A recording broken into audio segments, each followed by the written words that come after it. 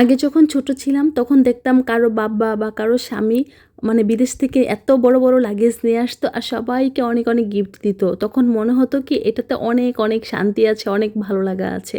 কিন্তু যখন বড় হলাম, বিয়ে হলো, কয়েক বছর সংসার করলাম, তারপর হাজব্যান্ড যখন আমাকে দেশে রেখে সে প্রবাস জীবন পাড়ি দিল, তখন বুঝতে পারলাম আসলে সেই সুখটা কিন্তু বড় সুখ না।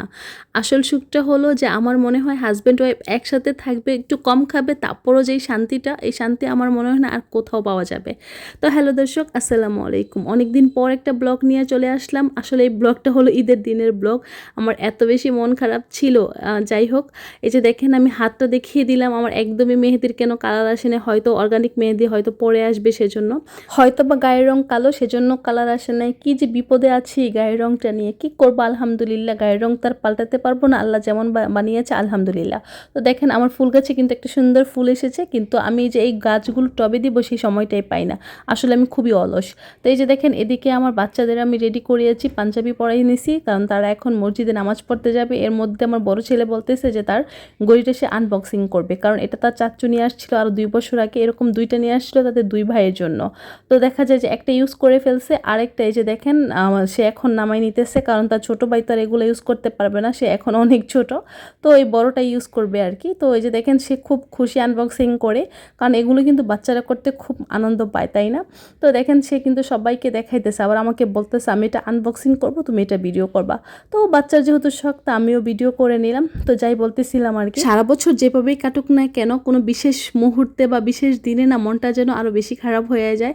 যেমন আজকে ঈদের দিন কিন্তু 2 ছেলেকে নিয়ে তার বাবা নামাজে যাবে, এটা দেখতে কিন্তু খুব সুন্দর লাগে, তাই না? কিন্তু আমার ছেলেকে তো নেওয়ার মতো মানুষ নেই, কারণ তার বাবা তো দেশের বাহিরে। এই জিনিসটা না আমার খুব কষ্ট লাগে। আর ওই দিন এত বেশি মন খারাপ ছিল, আমি তেমন ভিডিওই করি নাই, তেমন খাবারের ভিডিও করি নাই, কিছুই তেমন একটা করি নাই আর কি। তো এখন আমাদের প্রবাসী বউদের যে কাজটা সেটাই করতেছিলাম, পিকচার ওঠানো আর সেটা হাজব্যান্ডকে পাঠানো। আর তার বাবা ভিডিও কল দিয়েছে, কিন্তু অত বেশি সময় পায় না, আর যেহেতু ঈদের দিন সেজন্য দিয়েছে, কারণ আমার হাজব্যান্ড শুধু 2 বেলা ফোন দিতে পারে, তাও কিছুটা সময় করে, তবে রাতে একটু ফোন দিতে পারে বেশি। কারণ নর্মালি দেখা যায় সেই সারাদিন একটু পর পর যেমন সবাই ফোন দেয়, সেরকম সে এটা পারে না আর কি, সেই জন্য মনটা আরও বেশি খারাপ লাগে। তো কিছু করে নাই, সব কিছু মেনে নিতেই হবে। আর এই যে দেখেন এদিকে আমার বড় ছেলে তার ছোট ভাইকে টুপি পরাই দিতেছে, আসলে এই জিনিসটা খুবই ভালো লাগার, তাই না? তো এইভাবে যাতে তারা মানে 2 ভাই ভালো থাকে, সবাই তাদের জন্য দোয়া করবেন। তো আমার মানে 2 ছেলেকে এখানে কিছুটা ছবি উঠাইছে, আর অপেক্ষা করতেছিলাম আমার আব্বু কখন আসবে, কারণ তাদের সাথে তাদের মানে সবাইকে ছবি ওঠাবো আর কি। তো এই যে দেখেন আমার আব্বুও চলে আসছে, এখন তারা কিছুটা ছবি উঠাবে, তারপর তারা নামাজে চলে যাবে। নামাজ থেকে এসে দেখেন একজন মোবাইল নিয়ে পড়ে আছে, আর একজনে কি জানি দেখতেছে, ঘুড়ি দেখতেছিল। আর এদিকে আমার বোন তার খাজানা নিয়ে বসেছে, মানে সাজুগুজু করবে। আর এদিকে দেখেন আমাদের ট্রেডিশনাল খাবার মানে এই খিচুড়ি, মানে আমাদের ঈদের দিন বা কোনো মানে অকেশনে খিচুড়িটা না হলে হয়ই না। খিচুড়ি আর গরুর মাংস, আর এরকম পাতলা খিচুড়ি আর কি, মানে এখনও খিচুড়িটা হয় না, আর একটু ঘন হবে। এটা আমাদের ট্রেডিশনাল বলতে পারে, মানে যতই খাবার রান্না করে না কেন এই খাবারটা না হলে তাদের মানে কারোরই ভালো লাগবে না। কারণ আমার দাদির আমল থেকেই দেখতেছি, মানে আমার আব্বু যখন ছোট তখন থেকেই মানে এরকম দেখতেছি আর কি, মানে আমার আব্বু বললো, আর আমরা যখন ছোট তখন থেকেও দেখতেছি যে এরকম ট্রেডিশনাল যে ঈদের মধ্যে এরকম খিচুড়ি লাগবে মাস্ট, মানে এটা ছাড়া হবেই না। আর দেখেন এদিকে কিন্তু গরু মাংস হচ্ছে। তো যাই হোক আমাদের ট্রেডিশনাল খাবার তো লাগবেই, যতই পোলাও মাংস যাই রোস্ট খাই না কেন, হয়তো ঈদের পরে খাবো, কিন্তু ঈদের দিন আমাদের গরুর মাংস আর খিচুড়ি লাগবেই।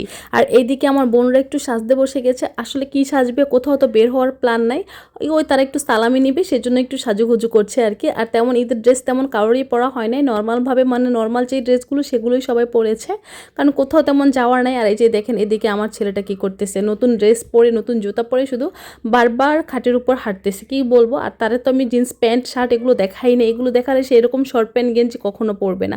তো এই যে দেখেন আমাদের খিচুড়িটা কিন্তু অনেকটাই ঘন হয়ে গেছে, এখন এর মধ্যে টালা জিরার গুঁড়োটা দিয়ে দিব। আর আমার আম্মু এখানে যে ঘিটা দেয় আরও বেশি ভালো লাগে খেতে। তো যাই হোক এদিকে রান্না হচ্ছে, ওইদিকে কিন্তু সবাই রেডি হচ্ছে, এগুলো দেখতেছি, কিন্তু কোনোভাবেই যেন মনটা ভালো লাগতেছিল না। তো সবাই বলতেছিল রেডি হইতে, তো আমিও গোসল করে মানে একটু রেডি হয়ে নিয়েছি, তবে আমি ঈদের কোনো ড্রেস পরি নাই। আরও 1 বছর আগে বানানো সেরকম একটা নর্মাল ড্রেস পরে বসেছিলাম আর কি, কারণ মনটা খুবই খারাপ ছিল। তারপরও লাস্ট মুহূর্তে দেখা যায় টুকটাক একটু রেডি হয়েছি, যেহেতু হাজব্যান্ড ফোন দিবে তাকে তো একটু দেখাতে হবে, তাই না? আসলে সেভাবে সে ফোন দিতে পারে না, হয়তো ঈদের দিন সেজন্য একটু ফোন দিয়েছিল আর কি।